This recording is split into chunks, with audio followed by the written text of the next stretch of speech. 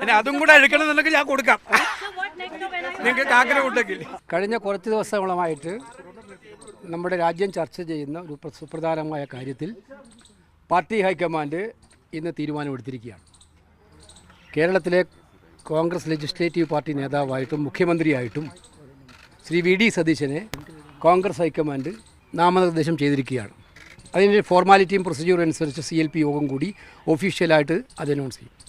ഇതിനെ സർവാത്മന ഞാൻ സ്വാഗതം ചെയ്യുകയാണ്, സന്തോഷപൂർവ്വം സ്വാഗതം ചെയ്യുകയാണ്.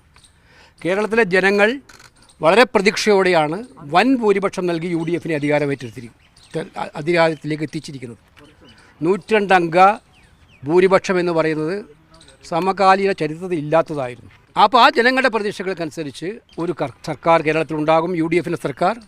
ആ സർക്കാർ നയിക്കുന്ന മുഖ്യമന്ത്രിക്കും ഗവൺമെൻറ്റിനും മുന്നോട്ടുള്ള പ്രവർത്തനങ്ങൾക്ക് എല്ലാവിധ പിന്തുണയും വാഗ്ദാനം ചെയ്യുന്നു.